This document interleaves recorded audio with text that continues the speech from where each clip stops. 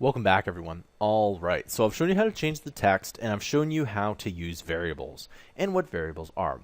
The one thing we need to do is take in input from the user. Now, this is pretty much what computer programming is. You take input and you do something with it. So it reacts to the input that is in the computer, and it's actually fairly simple. So what we need to do is you need to just type in input. And it's pretty simple. Just type in input like this. And you'll notice that an input box comes up like this, and you can type in whatever text you want there. But we do need to type in a couple of the things. We need to type in the word type, and you can put in just text like this. And this way, it will only take in text. So remember how I told you there was integers, strings, and booleans, and all these different kinds of variables. In this input box, we're just going to be taking in text. And the reason why this is important is that if you ever want to add numbers together, you do have to take in a different kind. All right? The second thing we need to do is need to add in an ID. So we're going to go ID equals, and then add those two apostrophes there. And we'll go change user text. Okay? So we'll just go ahead and we'll do that here. Now, what we need to do is, what will happen is that once we go ahead and put in some text here, we need to find this ID here. Now, I'm just going to go to the JavaScript here. Now, you might be thinking that we could just add in another document.getElementID, etc. But we can't exactly do it like that. Okay? We need to add in another variable here. Okay? And we're going to just add in a var. Okay, and we're going to call this change text, and then we're going to call this variable.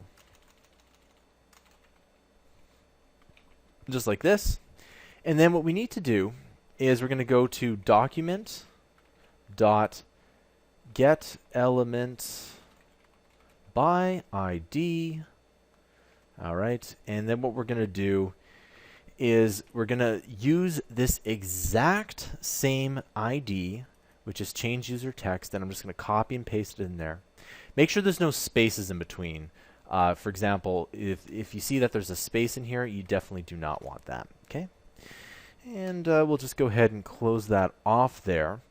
And the only other thing you need to do is type in .value. Okay, so now change text variable is now equal to whatever we put in there. Okay? The only thing we need to do is put in, see where this equal signs is? We need to just type in change text variable. And if you want to copy and paste that, you're more than welcome to. You can double click it and you can see the box shows around that, meaning that it does work. So if we go change the text, it doesn't do anything. But if we do, in this case, let's change it to a name like awesome. And we'll go change the text. It changes it to awesome. And we can go to awesome 5. And you can see it goes to awesome 5. And we can say is we change the text.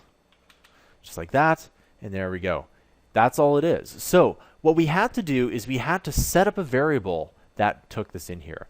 Now, I'll talk a little bit about this in the next tutorial, but you'll notice that the variable is inside the function and not outside. All right? I'll talk about that in the next tutorial. I'll see you guys next time.